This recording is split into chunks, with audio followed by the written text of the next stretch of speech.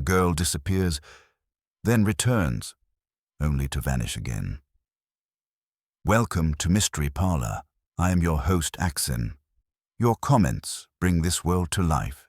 Tell me where you're listening from. Now let's step into the mystery. By the standards of Flaxborough's annual Horticultural Society spring exhibition, the weather was unhelpful. The drizzle, though mild, lent every bonnet and blazer the aspect of a damp confession. Still, the townsfolk came in numbers. Nothing so trivial as precipitation was going to stand between them and the ribbons, medals, and whispered snubs that made up the day's true sport. Inside the Memorial Hall, the air was thick with chrysanthemums, boiled cabbage from the Women's Institute luncheon tent, and human expectation. Mrs. Fothergill's frilled splendor, a daffodil of some notoriety, stood proudly in the center of the judging table, its yellow trumpet unnaturally erect thanks to what the less charitable called wirework. She hovered near it now, lips pursed, as though protecting a child from a world unfit to appreciate genius. At precisely 11 minutes past 11, the murmurs began. Mrs. Mounts, who oversaw the tombola, had noticed something, or rather, someone, missing. The absence in question was of Miss Deirdre Kemp, secretary of the Flaxborough Ladies' Guild and the exhibition's assistant treasurer. Her handbag and cardigan remained draped neatly over a folding chair behind the raffle table. Her spectacles, too, lay folded on top, as if she'd merely stepped away to fetch tea. But that was nearly an hour ago.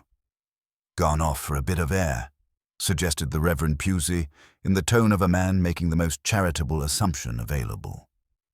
Without her glasses, Mrs. Mounts sniffed, and with the cash tin half full. There it was, the sort of sentence that can ignite a small town faster than a dropped match in a hayrick. By the time the first round of Victoria sponges had been judged, everyone knew that Miss Kemp had disappeared under peculiar circumstances. By the time the jam section closed, speculation had outstripped fact entirely. Inspector Purbright heard the news from Constable Love, who had arrived at the station with a look suggesting that the world's absurdities were beginning to form a queue. "Sir," said Love, "they say the lady's vanished from the flower show." Purbright raised an eyebrow. "Vanished in Flaxborough?" "Yes, sir." "Good heavens," said Purbright mildly. "We must alert the harbour authorities." The remark, intended for dry amusement, bounced off Love's forehead unacknowledged. The inspector sighed and reached for his raincoat.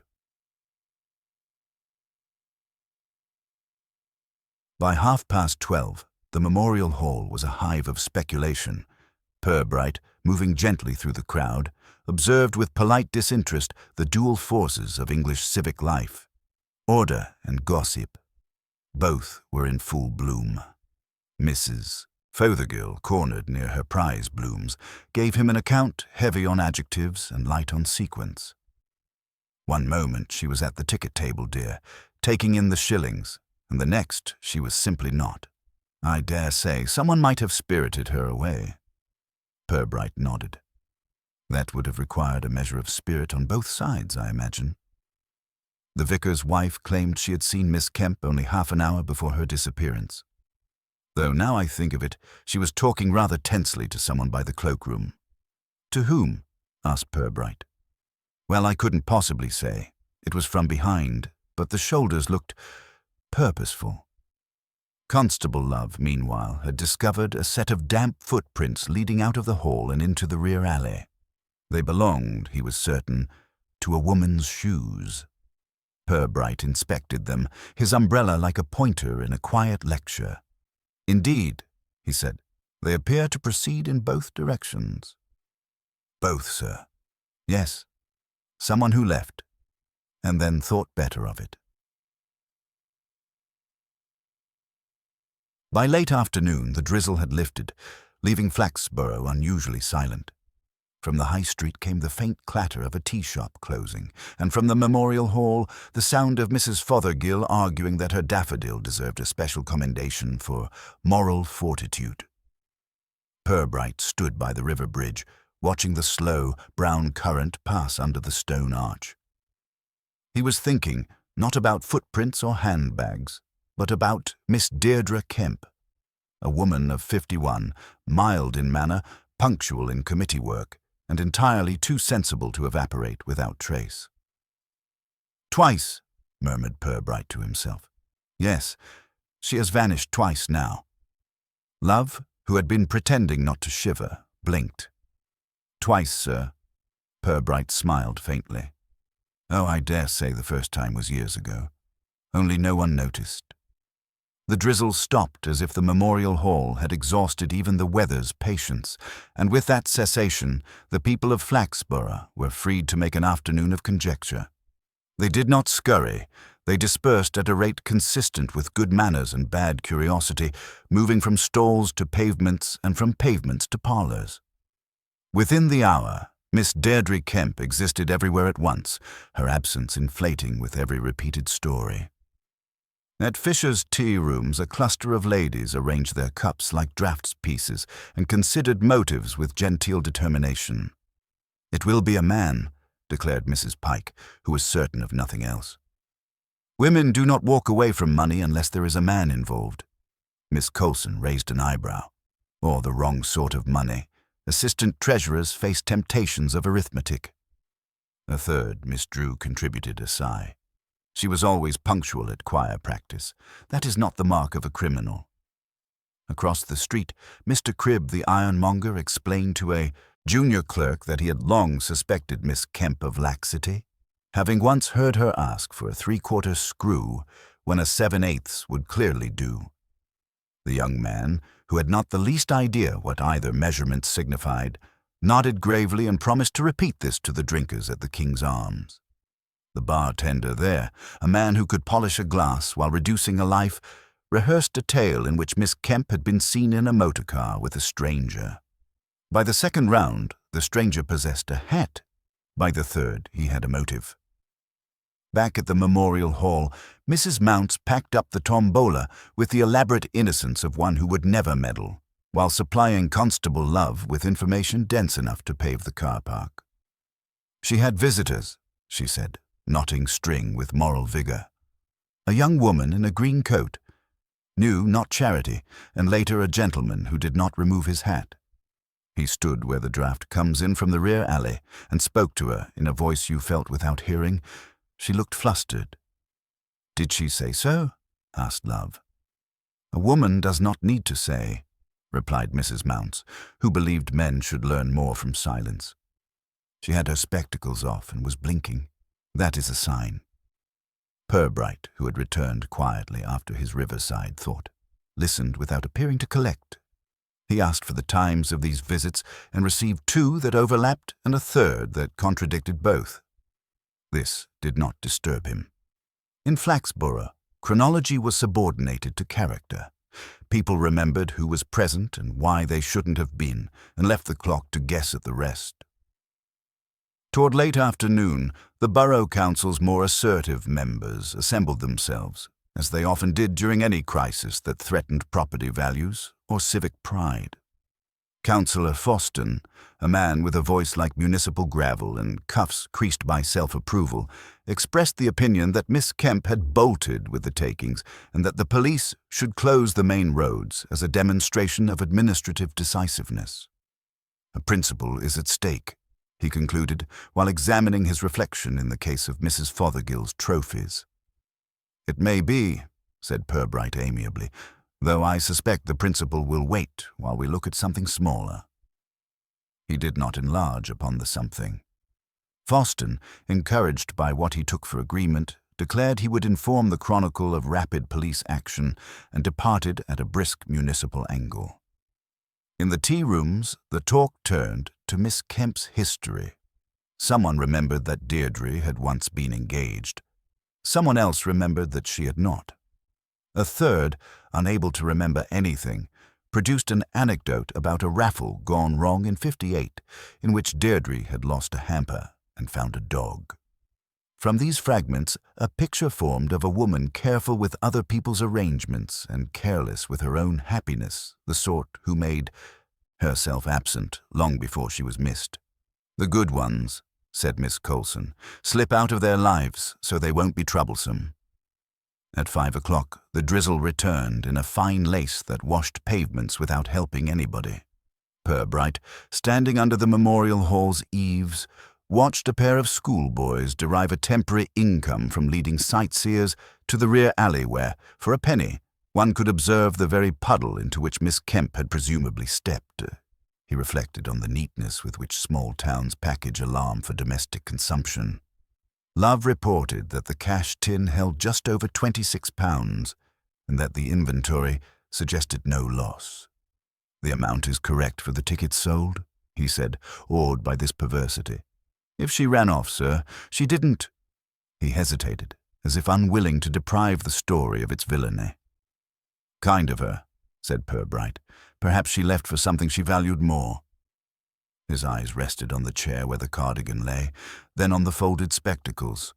"Or something that required her not to see too clearly." Evening drew on with the calm of a curtain pulled by a considerate stagehand. Lamps kindled in bay windows. The town settled into its habitual post-mortems.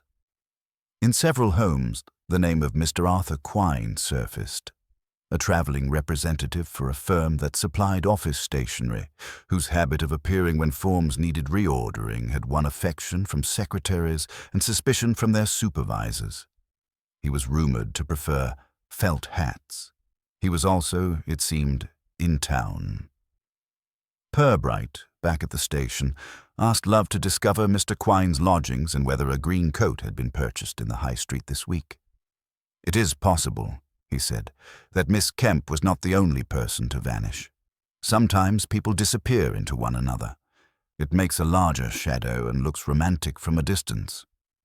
Love accepted this as he accepted weather, with sturdy incomprehension.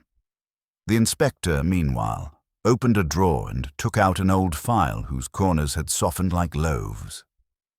He turned the pages without hurry. After a moment he closed it again and made a note no larger than a postage stamp. The town, in its thousands of private commentaries, talked over him, unaware that he had just confirmed a memory. Deirdre Kemp had once before stepped away from her post and left a cardigan behind. On that occasion she had returned within an hour and explained that the organist had mislaid a hymn book. It had been a plausible reason then. It felt rehearsed now. Purbright permitted himself a small domestic smile, like a man who has remembered where he put the nutmeg. He rang the exchange for St. Bartholomew's Vicarage. The drizzle thickened kindly against the windows. Somewhere, Mrs. Mounce was explaining to someone that spectacles meant passion. Somewhere else, Mr. Cribb was preparing to give moral advice in inches and threads. And in a quietly lit room above the High Street, if the inspector's memory was not wholly mischief, a certain young woman might be folding a new green coat into her wardrobe, thinking, with the boldness of the newly reconciled, that no one in Flaxborough ever truly looks for what is directly in front of them. Flaxborough, as twilight laid its mild veil across shop fronts and hedgerows, seemed to regain its composure, but not its innocence. There was, that evening, a faint stir beneath the habitual quiet, a tightening of curiosity as if every curtain concealed a face and every cup of tea a theory. Somewhere between supper and the late news, the Chronicle's junior reporter, Rodney Bellman, was bicycling from door to door seeking comment for a piece he would later entitle "Vanishing Lady at Flower Show." His questions were direct, his understanding was not. By the time he reached the King's Arms, Miss Kemp had been seen boarding a train, a lorry, and possibly a boat, each account refuting the other with the calm assurance of truth. Inspector Purbright read the Chronicle's first draft the next morning, holding it at a distance as though testing its fumes. "It has a certain energy," he remarked, "like a man running downhill before discovering what awaits at the bottom." Sergeant Love nodded uncertainly, unsure whether to admire or arrest the author. They were interrupted by a telephone call from Mrs. Liversedge, landlady of the Seaview Guest House. a name that had never been accurate but sounded optimistic on letterheads. "Inspector, you'd better come," she said, her voice a mixture of relish and alarm. "It's about your missing lady. She's not here, mind you, but something of hers is. Least I think it's hers. It wasn't here before breakfast." Half an hour later, Purbright and Love stood in Mrs. Liversedge's narrow hallway, their coats steaming faintly. The landlady led them upstairs, each tread of the carpet confessing its age. She stopped before a door at the end of the corridor and gestured with her duster. "That's Mr. Quine's room. He's gone out. Said he had a call to make in the high street. But when I went in to change the water, I saw this." On the bed lay a pale blue envelope, unsealed, its flap tucked loosely under. The handwriting was unmistakably feminine and carefully formed, the kind that placed equal faith in manners and ink. Purbright drew a pencil from his pocket and teased the flap open. The note inside was short. "Arthur, I can't meet you again like this. It isn't fair, and people are beginning to notice. I shall have to do something soon. Deirdre." Love whistled softly. "So there was a man." "There usually is," said Purbright, folding the letter back into its envelope. "But seldom the one everyone agrees on." He replaced it where it lay. "Best not mention this yet, Mrs. Liversedge. The fewer who know, the longer we have before imagination improves upon it." "Not a word from me, Inspector," she said, already composing the version she would tell her sister by post.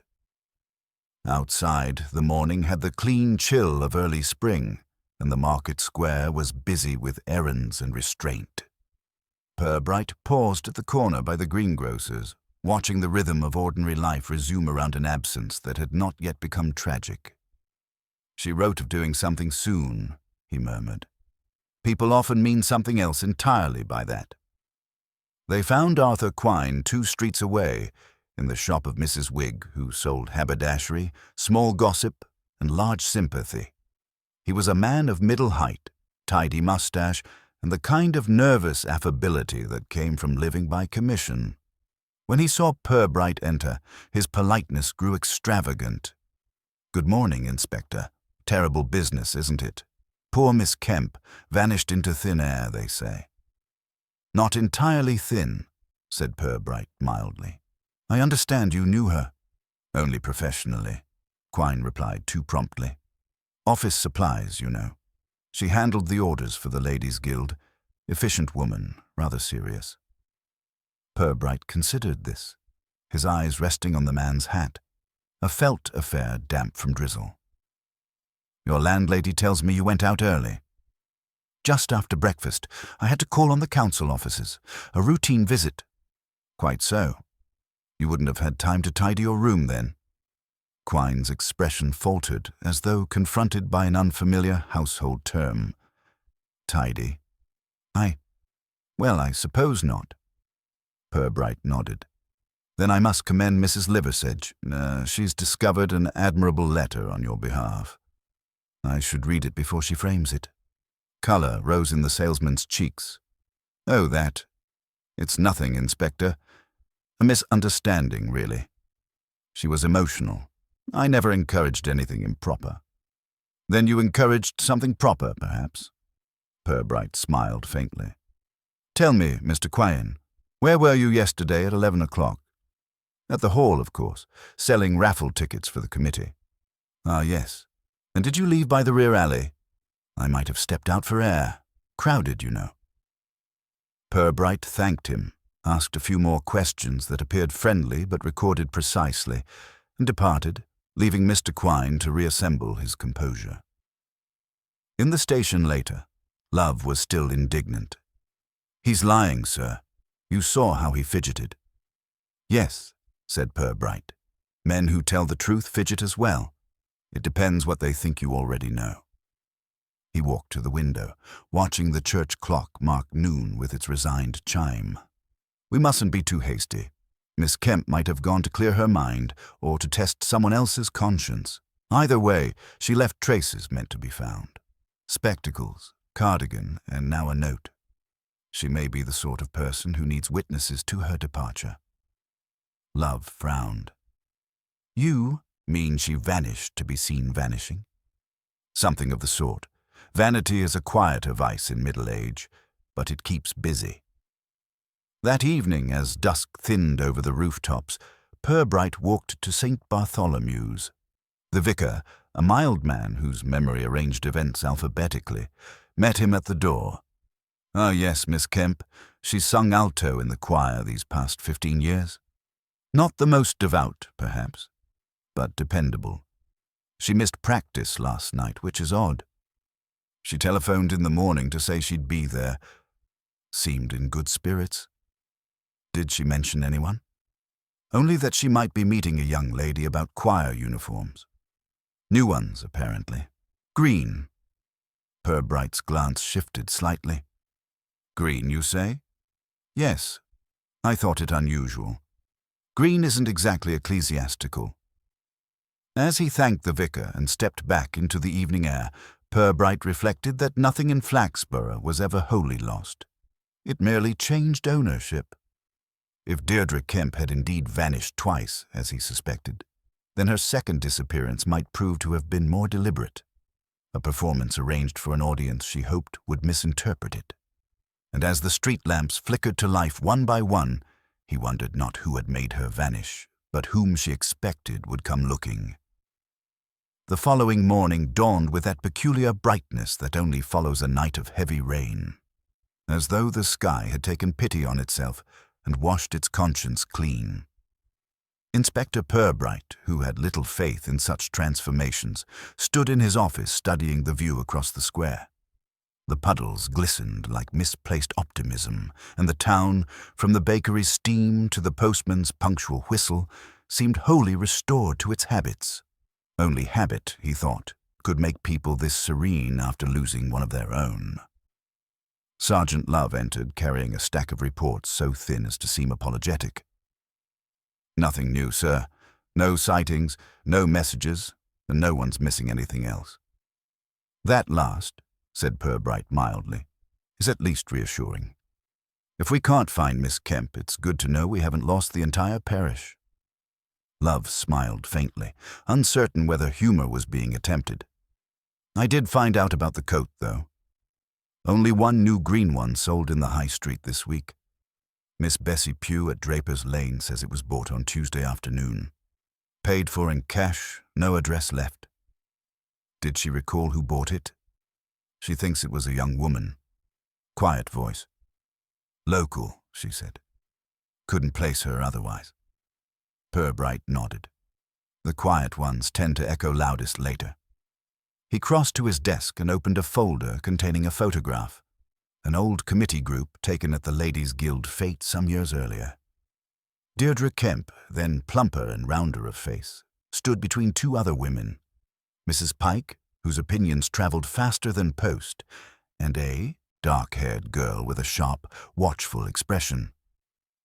Beneath the photograph, a penciled note read, "Marjorie Kemp, niece." He tapped the paper thoughtfully. "Did you ever meet Miss Kemp's niece, Love?" "Once, sir. She came down last year to help with the Guild Bazaar. Working in Lincoln now, I believe." "Typist." "Lincoln," Purbright murmured. "Close enough for convenience, far enough for discretion." He wrote a brief message to the Lincoln police, asking for an address and confirmation of employment, then turned back to the photograph. Marjorie's eyes, even in black and white, seemed aware of secrets that required careful management. It was the look of a young woman who had already discovered that most people were better observed than trusted. By late morning, word had spread that the inspector was closing in, though on whom was left to individual imagination. The Chronicle printed an update suggesting Miss Kemp might have left under the strain of local commitments, a phrase which successfully offended everyone who belonged to a committee. Mrs. Fothergill, affronted, declared in the tea shop that stress was no excuse for untidiness, and that the inspector would find his woman soon enough if she wanted to be found. Purbright, meanwhile, visited the memorial hall again, ostensibly to inspect the lost property box, but more truly to observe the human sediment left behind after public excitement. The hall smelled faintly of damp bunting and disinfectant.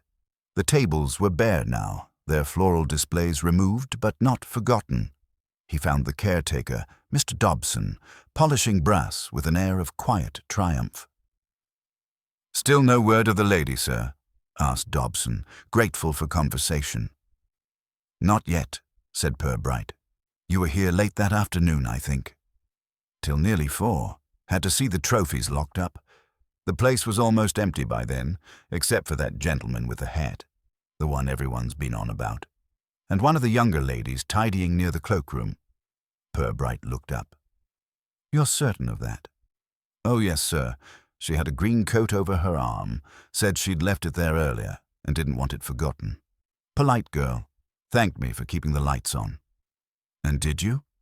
Dobson chuckled softly. "I didn't turn them off till after she went, no. She left by the side door, same as the others." Purbright nodded, watching a particle of brass dust drift through the air. "Thank you, Mr. Dobson. You've been more observant than most."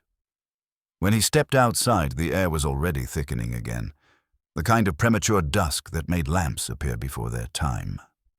He paused at the edge of the square, eyes drawn to the bus stop. A woman was standing there in a green coat, though not the same shade. Too new, too confident. But the image held him, and for an instant the two disappearances, past and present, overlapped like photographs, imperfectly aligned. Back at the station, a telegram awaited him from Lincoln. Marjorie Kemp left position at Clark and Liddell Typing Bureau 2 weeks ago. Destination unknown. Purbright read it twice, then folded it neatly and slipped it into his pocket. "Love," he said quietly, "we may have been looking for the wrong Kemp." The sergeant blinked. "You think it's the niece, sir?" "I think," Purbright replied, "that our missing lady may not be missing at all, only replaced." Love frowned in honest confusion. "Replaced?" "Yes. Miss Kemp leaves her cardigan, her spectacles, her handbag, all the symbols of presence, and walks out by the rear door. Then a young woman arrives later, wearing a green coat, claiming to have left it behind. Both disappear. It's almost cooperative." "You mean they planned it together?" "Or one planned it for both. Which possibility we prefer depends on who's still breathing." That evening, Purbright paid another visit to Mrs. Liversedge, who met him at the door with a face arranged for tragedy. "Mr. Quine's gone, Inspector. Packed up and paid this afternoon. Said his work took him north. Very sudden." "Did he leave a forwarding address?" "Only care of the firm, whatever that means." He seemed flustered, though, didn't even finish his tea. Purbright smiled faintly. Then I imagine the tea was not his first shock of the day. As he walked back through the misted streets, the inspector felt the slow, deliberate tightening of a web that had been woven in silence. If Quine and the niece had conspired, for love, for money, or merely for the satisfaction of unsettling a town, then Deirdre Kemp's disappearance was only half the story. Somewhere there was a second version, folded beneath it like the carbon copy of a confession. At the corner by the post office, a lamplight caught on something small at his feet. A bus ticket, damp but legible, marked Lincoln, single. He turned it over once in his hand, then slipped it into his notebook. Above him, the clock chimed 8. It sounded, he thought, less like an hour than an invitation. Inspector Purbright did not often travel by bus, but the following morning found him standing at the stop beneath the memorial clock, ticket in hand. The drizzle had returned, thin and resigned, and it softened the outlines of the town as if to make his departure less conspicuous. When the bus arrived, a reluctant contraption that sighed at every hill, he boarded with the air of a man testing an experiment upon himself. Constable Love had been left behind, nominally to follow up local leads, though more truthfully because his presence in a quiet enquiry tended to resemble that of a marching band at evensong. The ride to Lincoln was uneventful, and Purbright occupied it with small observations. A farmer asleep behind a newspaper, a young mother correcting her child's grammar, the driver whistling a tune that never reached its refrain. Such details, he thought, were the ordinary camouflage of human life. Only occasionally did someone's pattern break through. Miss Deirdre Kemp's pattern had broken decisively. In Lincoln, the typing bureau of Clark and Liddell occupied 2 narrow rooms above a tobacconist's. Purbright climbed the stairs and was received by a receptionist whose cheerfulness seemed both practiced and precarious. She confirmed that Marjorie Kemp had left their employ without notice. "A good worker," she said, but preoccupied near the end. Kept looking at her watch and saying she'd soon have something sorted. We thought she meant another job. Purbright smiled slightly. "People seldom leave for work, that's easier, miss. Bannister. Vera Bannister." "Thank you, Miss Bannister. Did she mention where she was staying?" "Somewhere near the station, I think. She used to come in with her hair still damp in the mornings. Always punctual, though." He left his card and descended the stairs. Near the station he found a lodging house called the Angel, whose sign, 2 flaking cherubs, had long since resigned itself to irony. The landlady, stout and suspicious, admitted that Miss Kemp had indeed lodged there until a week ago. "Nice enough girl," she said. "Didn't make noise, didn't make friends either. Left early one morning with a suitcase and said she might not be back. Paid up proper." Purbright thanked her and continued down the hill, the cobbles slick underfoot. The pieces were aligning: Deirdre Kemp's disappearance, the niece's sudden absence, Quine's flustered flight, but they aligned too neatly, like a picture arranged for someone else's satisfaction. He stopped at the corner tobacconist to buy matches he didn't need, giving thought to how people who wanted to vanish often arranged their exits as carefully as others planned their arrivals. Back in Flaxborough that afternoon, Sergeant Love awaited him with the subdued excitement of a man who has accidentally discovered evidence while looking for something else. "We've had a letter, sir," he announced, holding up an envelope. "Postmarked Lincoln, addressed to the Ladies' Guild, care of the Memorial Hall." Purbright took it. The handwriting was precise, older-fashioned, and instantly familiar. He slit the envelope with his thumbnail and unfolded the page. "My dear friends, I must ask your forgiveness for my sudden departure. Certain matters of a personal nature have required my attention elsewhere. Please assure the committee that the accounts are in order. I shall be in touch when circumstances permit. Yours sincerely, Deirdre Kemp." There was no address, no date beyond the postmark, and no sign that the letter had been written in distress. If anything, it conveyed the calm of someone tidying her affairs. Love looked bewildered. "So she's alive, then?" "Apparently, though the dead are often equally polite." The sergeant frowned. "But why send it from Lincoln if she's only gone visiting?" "Because Lincoln," Purbright said, "is where people from Flaxborough go when they wish to be seen vanishing, but not truly gone." He folded the letter. "Still, this one is cleverer than most. She leaves us her voice on paper and disappears just far enough to seem respectable about it." That evening, Purbright walked through the market square, pausing by the lamp outside Fisher's tea rooms. Through the window he could see Mrs. Pike and Miss Colson at their usual table, heads inclined like conspirators in a miniature parliament. The inspector watched them for a moment, considering how rumours thrived best in warm air and china cups. He stepped inside. "Inspector!" Mrs. Pike exclaimed, her tone that of a woman both surprised and gratified to be interrupted. "You've heard, I suppose. The letter, isn't it dreadful, and yet such a relief?" "Dreadful or relieving, Mrs. Pike?" "Well, both, naturally. We were just saying how strange it is that she wrote from Lincoln. You'd think if she were simply unwell, she'd go to her sister in Market Stainton."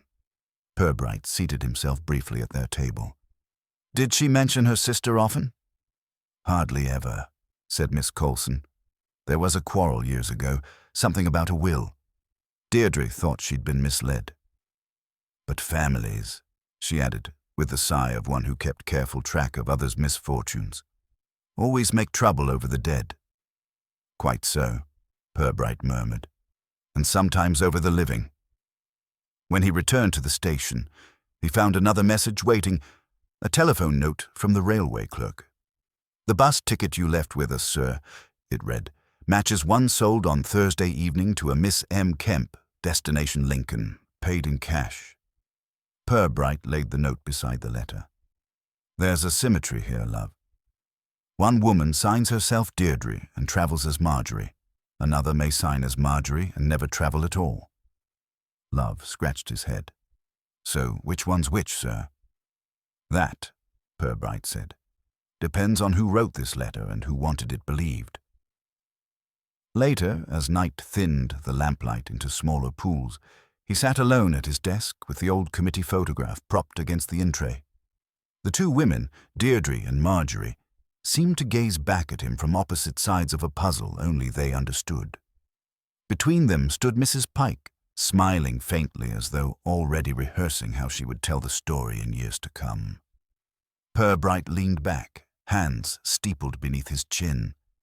It was beginning to feel less like a disappearance than a substitution. One woman stepping gracefully out of her life while another, younger and unencumbered, slipped into the space she left.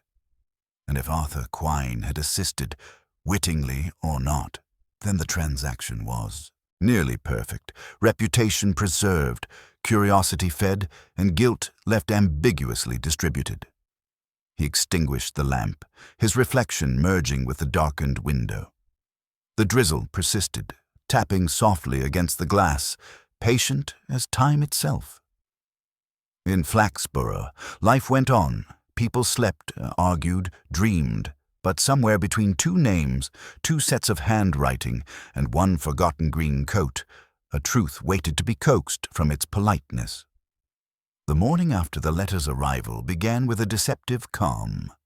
The sky was polished, almost cheerful, and Flaxborough wore its sunlight like an alibi.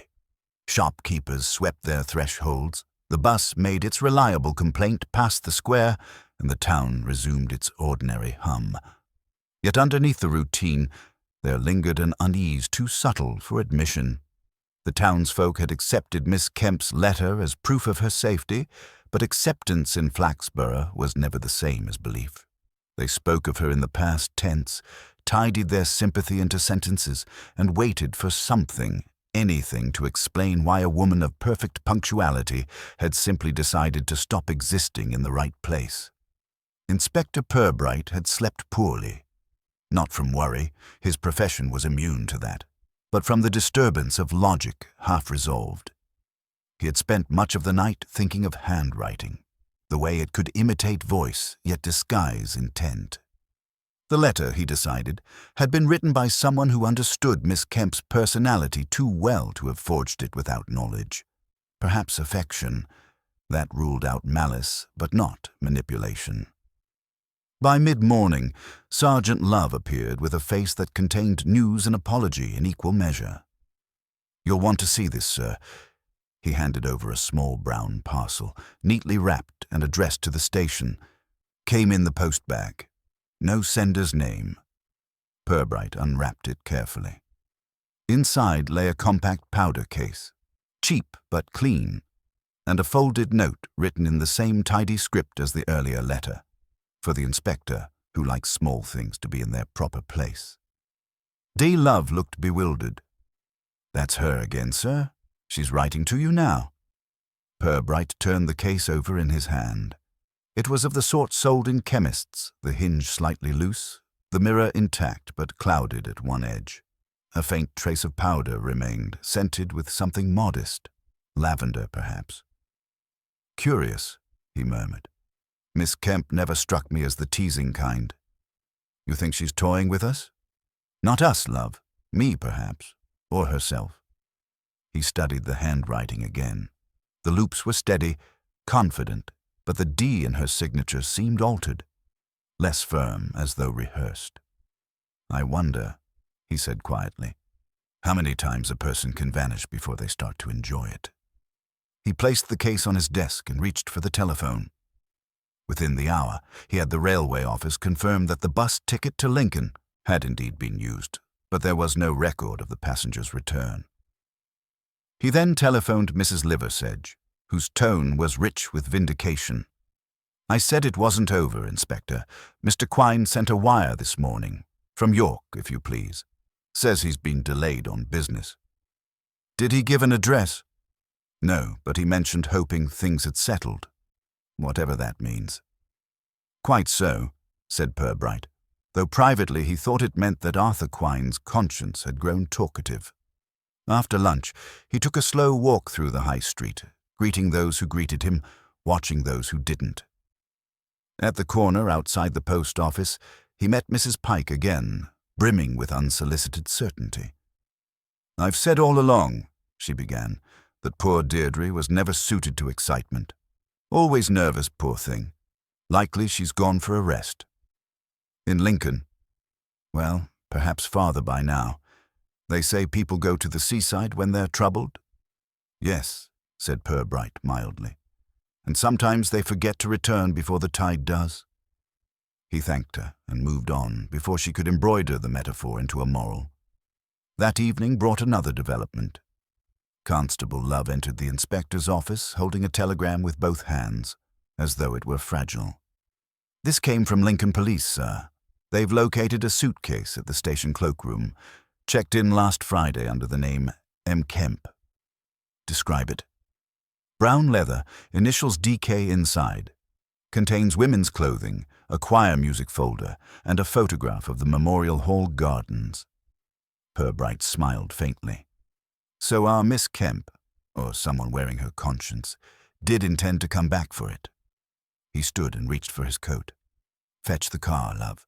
We'll have a look before someone else claims it. The drive to Lincoln was uneventful, save for the landscape's indifference. Fields rolled past in damp resignation. Sheep grazed without curiosity. Love, at the wheel, glanced sideways once or twice as though expecting some pronouncement. Purbright offered none. When they reached the station cloakroom, the attendant produced the suitcase readily. Its label, now smudged, bore a faint scent of lavender. Purbright opened it with a key supplied by the attendant. Inside were neatly folded garments, 2 blouses, a cardigan, a skirt, each pressed and arranged with the precision of someone who liked life to behave. Beneath them lay the choir folder, and within it a single sheet of paper bearing a familiar line in pencil. Don't be cross.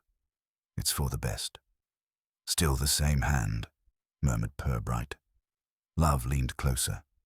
She's alive, then. Alive, said Purbright softly. Or still trying to prove she is. He replaced the paper carefully. I wonder, love, whether anyone ever saw her leave Lincoln.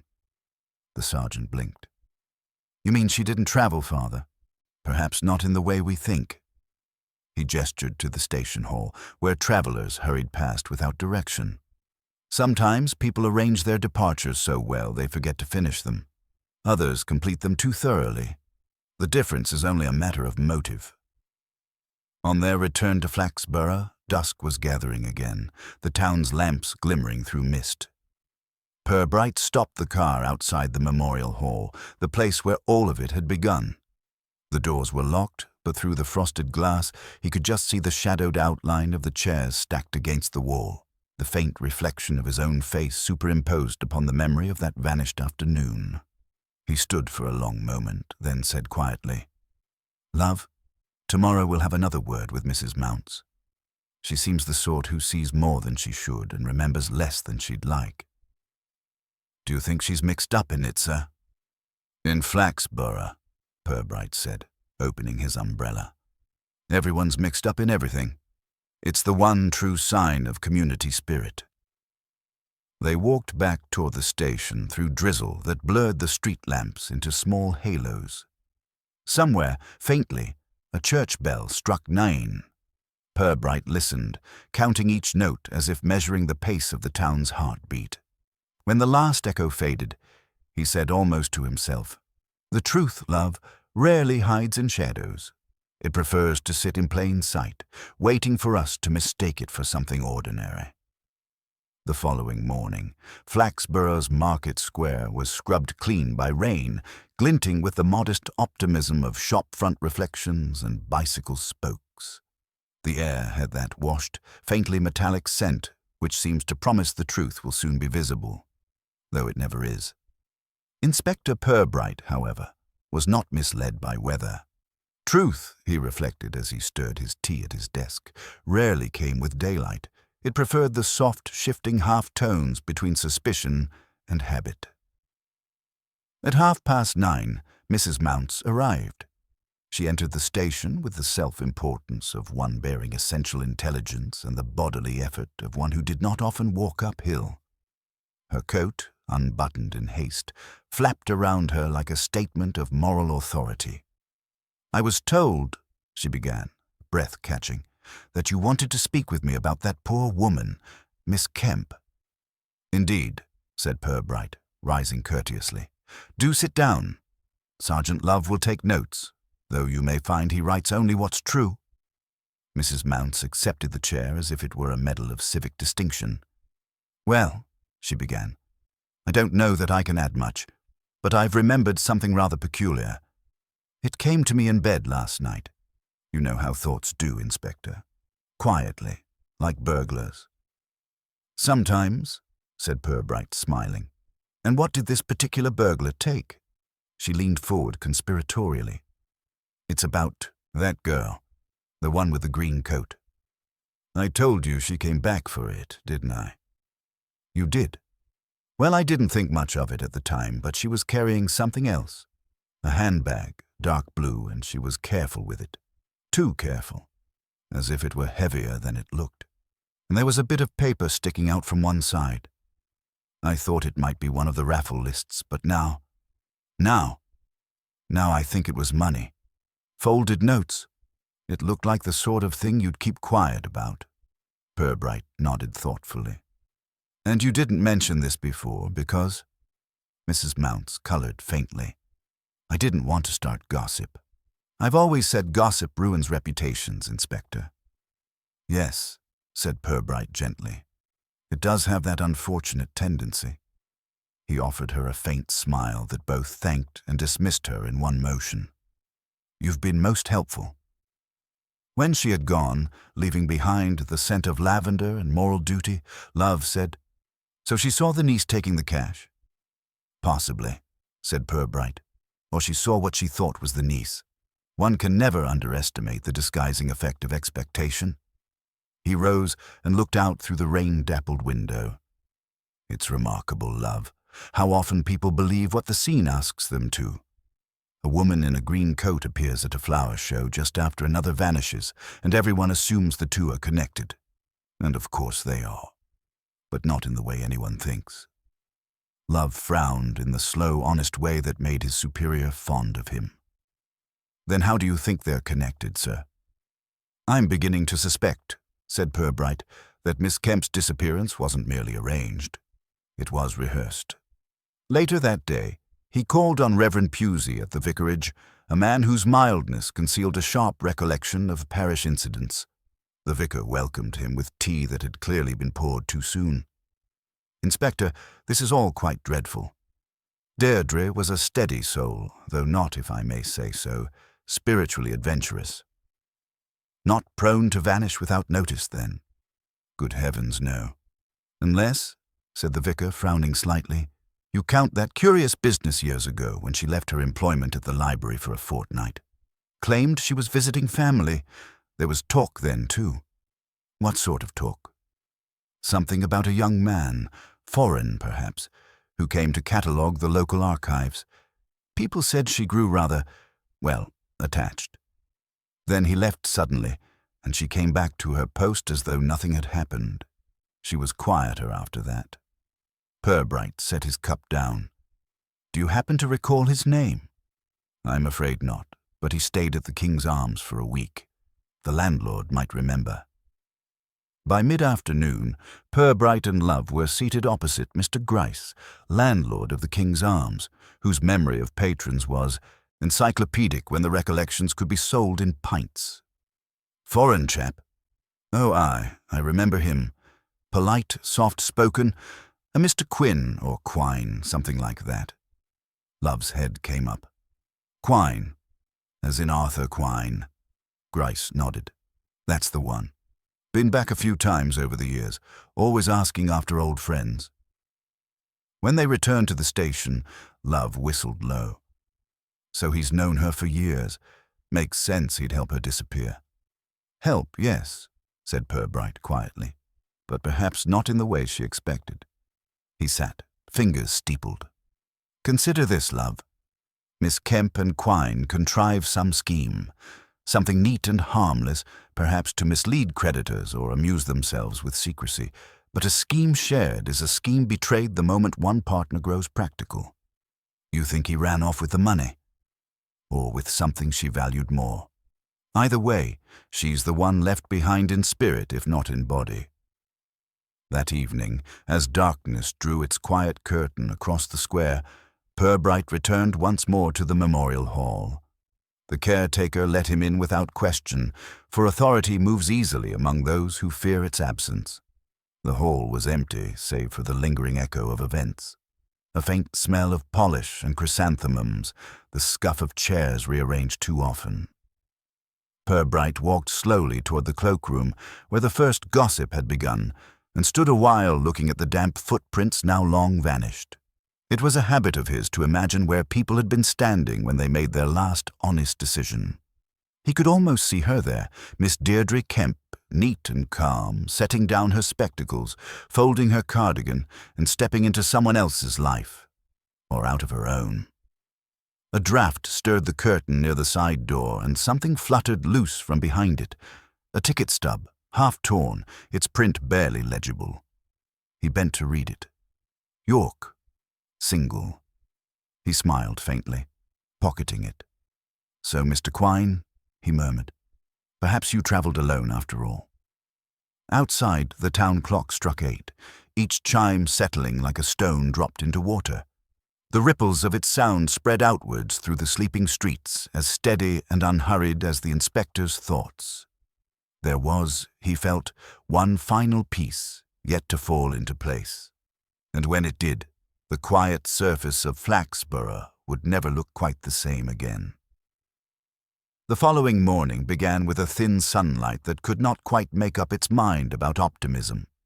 It touched the roof slates and chimney pots of Flaxborough as if testing the temperature of the town's conscience. Inspector Purbright, seated at his desk, examined the ticket stub he had found in the memorial hall. Its edges had dried and curled slightly overnight, and the faint word York glimmered in blue ink like a shy confession. He turned it over once more, though he had already decided that its presence beneath the curtain had been no accident. People who wish to vanish seldom leave such things behind by mistake. They leave them to suggest direction while concealing intention. Sergeant Love entered with his usual combination of eagerness and anxiety. "Morning, sir. The post came early. There's a note from the station master at York.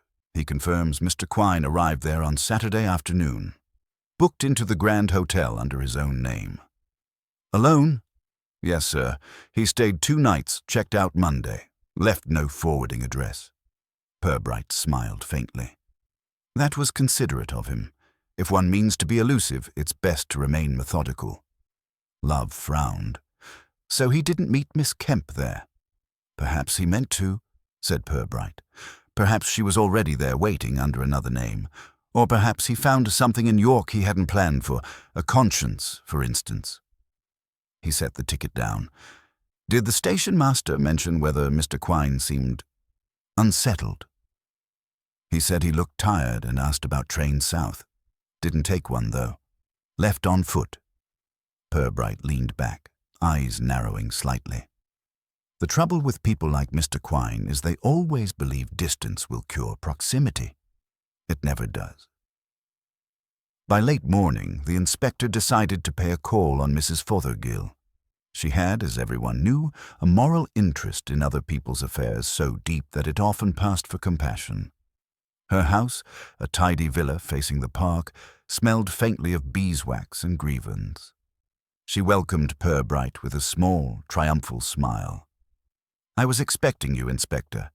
They say you're close to finding poor Miss Kemp." "Close enough to notice the draft," he replied mildly.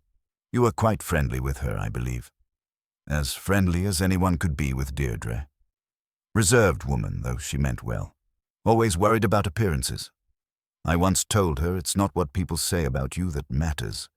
It's whether they're still saying it a week later." "A philosophy, Mrs. Fothergill, that must make life quite lively." She regarded him with suspicion. "I suppose you've heard about her niece." "Yes. Well, I never trusted that girl. Sharp eyes, quiet voice. The kind who borrows things permanently. Came down to stay last month. I remember because she wore that green coat everywhere, as if she wanted the whole town to notice her. Deirdre said she was helping with the Ladies' Guild accounts, though what help a typist could be, I can't imagine." Purbright nodded. "Did they seem close?" "Oh, very. Too close, if you ask me. Always whispering, shutting doors.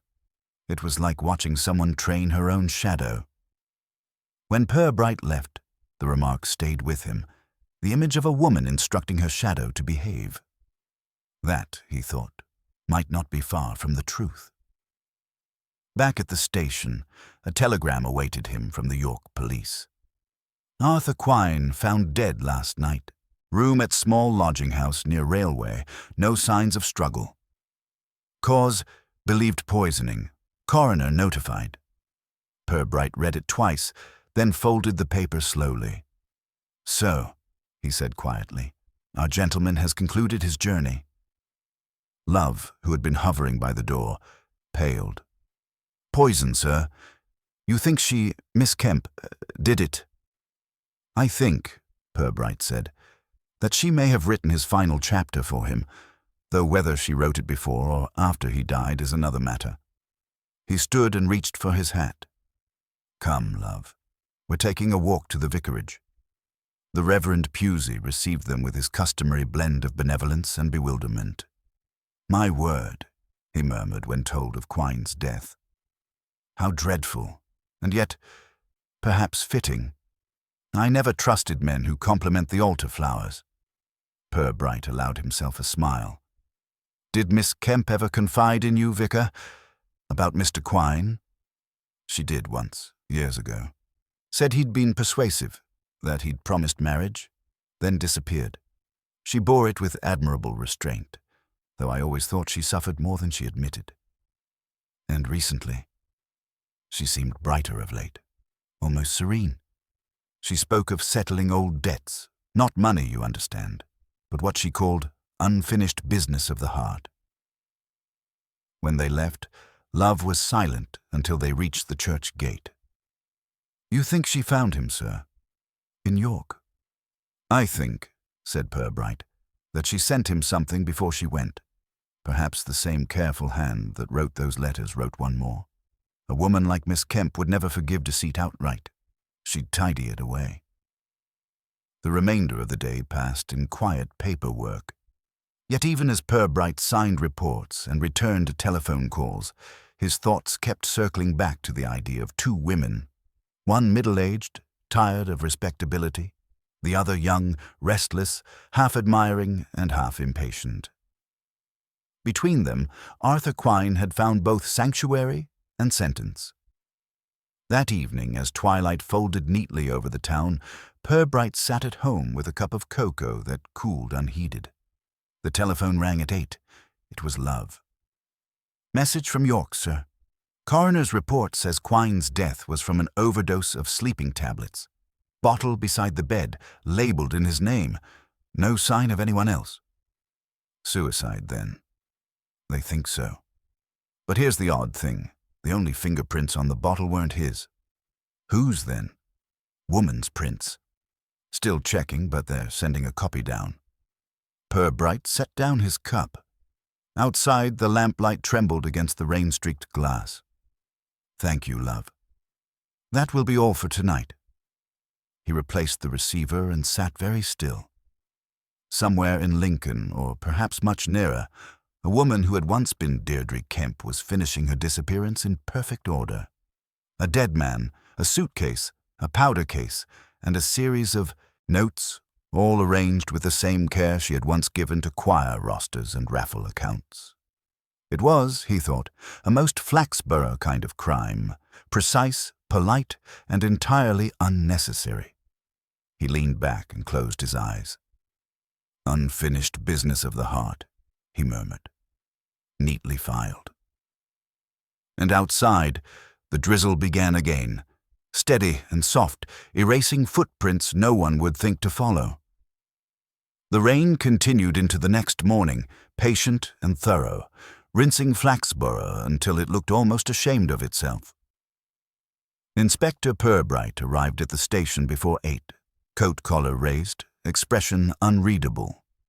The letter from York lay on his desk, its official type neat and fatal.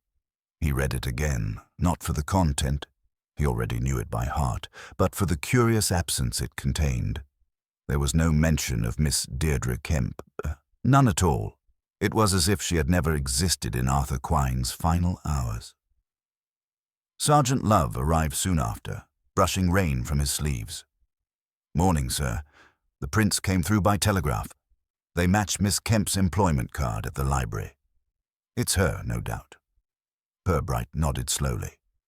So she left her mark on the bottle, and he left the world.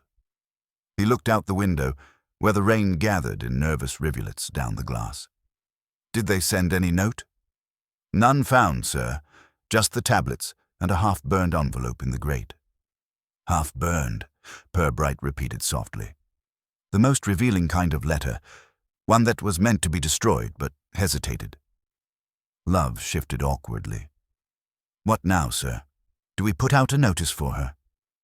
Purbright smiled faintly. "My dear love, Flaxborough would notice her long before we could. No, we'll not hunt. We'll listen. She's too orderly to vanish without leaving her desk in order." The town, by mid-morning, had already reshaped the tragedy into a comfortable tale.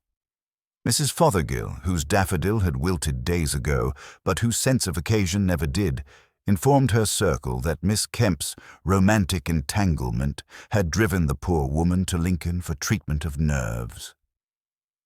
At Fisher's tea rooms, Mrs. Pike leaned forward confidentially to say that Arthur Quine had been blackmailing her, and that justice, though regrettable, had been done. The tale lengthened, darkened, brightened, depending on the teller, until it was no longer gossip but folklore. Purbright, walking among them, listened as a botanist might study mildew, with detached appreciation. He knew Flaxborough well enough to let its talk ferment into something useful. People who spoke too confidently often betrayed proximity to truth. That afternoon brought an unexpected visitor, Miss Colson from the Ladies' Guild, a thin, angular woman whose sense of duty had the precision of a guillotine. She entered the inspector's office with her handbag clutched like a weapon.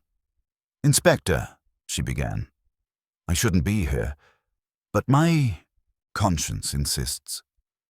"An admirable habit," said Purbright, gesturing to a chair. "Do let it sit down with you. It's about Deirdre Kemp. I don't believe she killed that man." "Ah," said Purbright gently. "You've read more than the newspaper, then." "I heard," she said primly. "Mrs. Fothergill's nephew works at the telegraph office, but I knew Deirdre better than any of them. She was, how shall I say it, incapable of haste. She would never have done anything so impulsive as murder." "Murder," repeated Purbright. "An interesting word. The coroner has yet to use it." Miss Colson lowered her voice. "She came to see me last week, Friday evening just before the storm. Said she might be away a while, but that the guild should check the accounts before the next meeting. I didn't think it odd then, but she gave me this." From her handbag she drew a small cloth-bound notebook. Purbright accepted it carefully. The first few pages contained neat columns of figures, typical of Miss Kemp's meticulous bookkeeping. But halfway through, the arithmetic ceased and a line of handwriting appeared. If all is settled, let no one seek to balance what was never in the ledger. He looked up. You read this? I did. I don't understand it.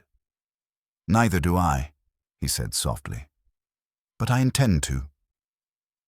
After Miss Colson left, he sat long at his desk, the rain muttering against the windows like a patient clerk. He turned the words over in his mind. Balance what was never in the ledger. Deirdre Kemp, who lived by receipts and minutes and tidy sums, had written something entirely emotional and entirely deliberate. It was not guilt, it was closure. At dusk, Purbright walked once more to the memorial hall. It stood locked and silent, the smell of varnish faint in the damp air. He paused at the door, remembering the first day, the missing spectacles, the footprints leading both ways. He recalled Mrs. Mounce's certainty that a young woman in a green coat had returned for something, and the vicar's recollection of Deirdre speaking of unfinished business of the heart.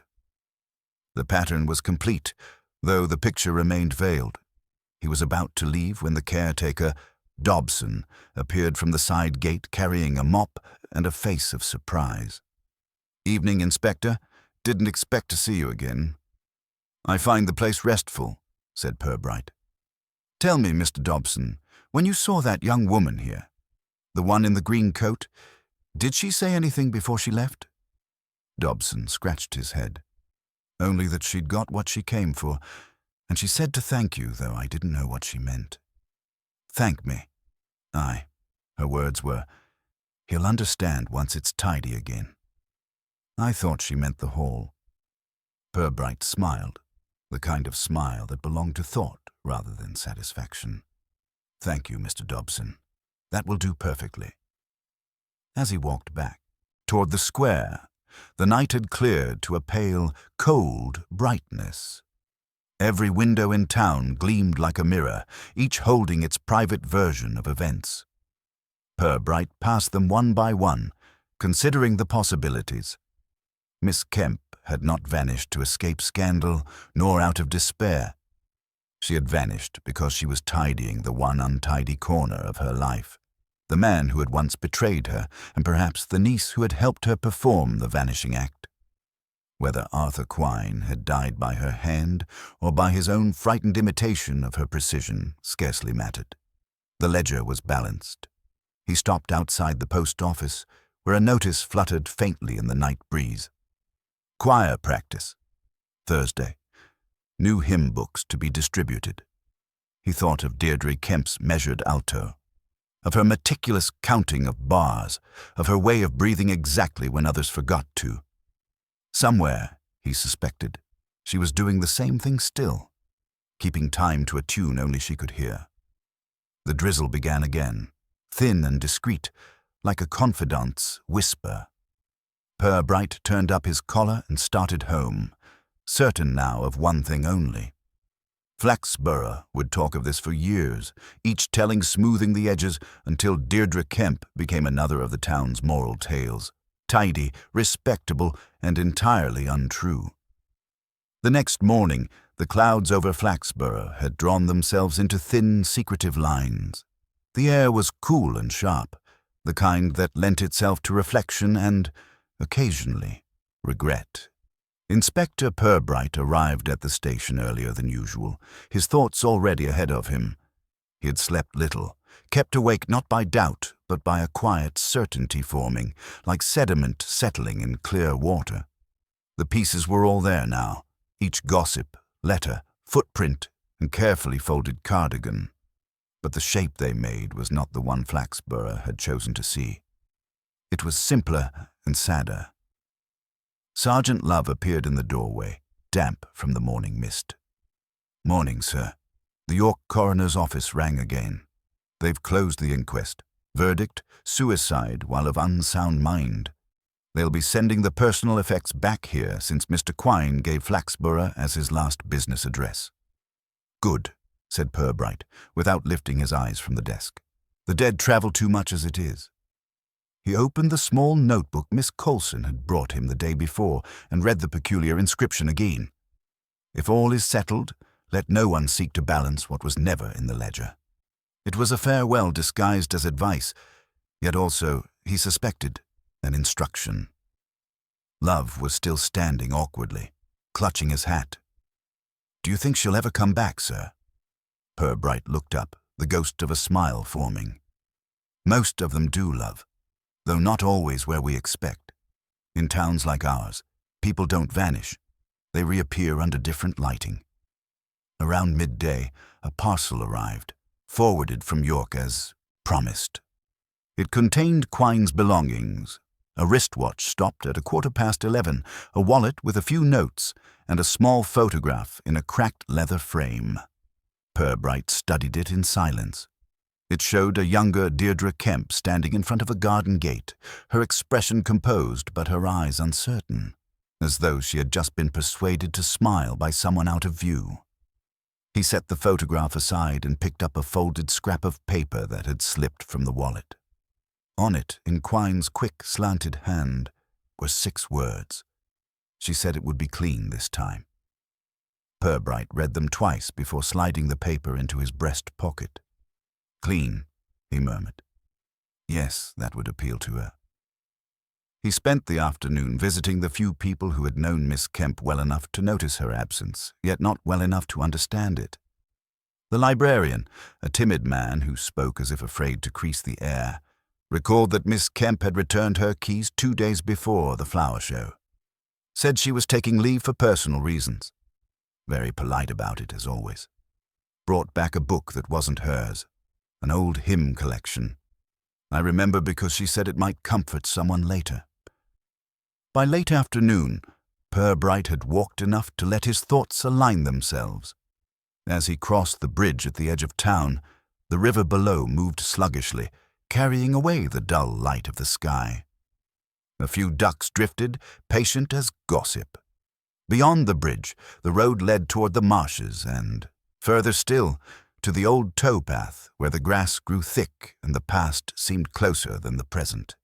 He had gone that way before, years ago, during another inquiry. It was the sort of place one might choose if one wanted to disappear modestly, leaving nature to handle the paperwork. He was standing there, watching the water, when he heard the faint crunch of footsteps behind him. They were unhurried, confident. A woman's voice said softly, "I wondered if you'd think to come here." Purbright turned. She stood a few yards away, the same measured figure he remembered. Neat coat, hands clasped before her, expression calm. Her hair was pinned back, her face paler but unmistakable. "Good evening, Miss Kemp," he said. "Or should I say Mrs. Quine?" Her eyes flickered. "No more than that." "You've guessed, then." "I've had help. From your handwriting, from your timing, from the town's determination to misinterpret you. May I assume you didn't expect Mr. Quine to take your arrangements so literally?" She gave a small, sad smile. "He was never good with boundaries. I thought if I wrote, if I ended things clearly, he would understand. But men like Arthur always imagine there's more to be said." Purbright studied her face. There was no guilt in it, only fatigue, the relief of a woman who had tidied everything but herself. "You left him a letter?" "I left him an explanation. He asked me once how it felt to forgive. I told him I didn't know, but I'd try. I suppose that was his mistake. He thought forgiveness would keep him safe." The wind lifted slightly, carrying with it the scent of the river and distant lilacs. Purbright spoke quietly. "You didn't poison him?" "No." Her answer was steady. "He was ill before I arrived. Frightened. I went to him in York, to settle things. Money mostly. He had some of mine and some that wasn't. When I left, he was alive. I told him I was going away properly this time. I think he couldn't bear to be the one left behind." Purbright nodded once. "That's a common failing. And the letters, the powder case, the neat little trail, those were for us?" "For you, Inspector. You would have asked questions either way. I thought I'd save you the trouble of chasing shadows. Considerate. She looked past him toward the water. I don't intend to stay here. There's a post abroad, teaching English to children. Somewhere no one knows me. It seems fair, after all these years, to give anonymity a turn. He regarded her for a long moment. I suppose you expect me to let you go. I think you already decided to, she said. Otherwise, you'd have brought someone else. Purbright smiled faintly. Quite so, though I may need to write a brief report. The town will demand something respectable. Perhaps a misunderstanding, a moral tale with good manners. That would please them, she said gently. They like their tragedies domesticated. Indeed. He looked toward the river again. One last question, Miss Kemp. Why did you come back to the hall that day? To fetch the hymn book, she said. Arthur gave it to me once, and I meant to return it to its rightful place. I suppose I did in the end. For a moment, neither spoke. Then Purbright inclined his head, almost formally. Goodbye, Miss Kemp. Goodbye, Inspector. And thank you for being tidy. When she walked away into the gathering dusk, her steps made almost no sound. Purbright watched until the mist took her, then turned back toward town. The lights were beginning to appear along the square, each window glowing with domestic certainty. Flaxborough, he thought, would soon be telling itself that justice had been done, though none could quite say to whom. Inspector Purbright returned to the station in silence, his coat still carrying the scent of wet reeds. He entered through the back door, as though unwilling to disturb the evening calm that had settled across Flaxborough. The gas lamp in his office hummed faintly. Its light fell over the open files. The letters, the ticket stub, the telegram from York, all arranged with his habitual precision. He stood looking at them for a long while before sitting down and taking out a clean sheet of paper. When Sergeant Love appeared in the doorway, uncertain whether his presence was wanted, Purbright gestured for him to come in. You've been patient, Love, he said. Let's put this to rest before the town invents its own ending. Love perched on the edge of a chair, hat in hand. Is it over, sir? Purbright smiled faintly. As much as anything ever is in Flaxborough, you'll find, Love, that people prefer mystery to resolution. It keeps them sociable. He took up his pen and began to write, speaking as he did so.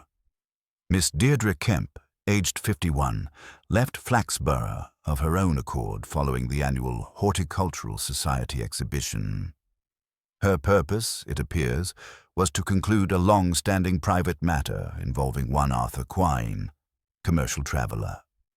The correspondence between them and her own notes indicate that she sought not revenge but closure, an admirable aim, though poorly rewarded. Love frowned slightly. You mean she didn't poison him after all? No, said Purbright. He did that himself, out of cowardice or remorse, perhaps both. She merely gave him opportunity. You see, Miss Kemp's mistake was to imagine that truth can be tidied as one tidies a ledger. She went to York to collect what was hers, to draw a line under sentiment. But human beings, alas, have no closing balance. He paused, signing the bottom of the page with deliberate care. The bottle in the room bore her fingerprints because she handed it to him. He asked for something to help him sleep, and afterward she left quietly, believing him alive. When the news reached her, she had the decency not to correct our assumptions. It was, in her way, the final act of tidiness. Love looked uneasy. But what about the niece, sir? The green coat, the footprints, all that business? Ah, said Purbright, leaning back. That was Miss Kemp's own invention. Marjorie was real, of course, but long gone to London. Deirdre used her name for lodging houses, tickets and parcels. She wanted confusion, not concealment. The green coat was simply her means of walking unnoticed through a world that thought it knew her shape. In Flaxborough, anonymity is achieved by being too obvious. Love nodded slowly, though comprehension lagged behind admiration. So she's still out there, sir. Yes, somewhere where nobody minds who she was. And we, being sensible men, shall not pursue her. The coroner's satisfied, the accounts are settled, and the town has its story.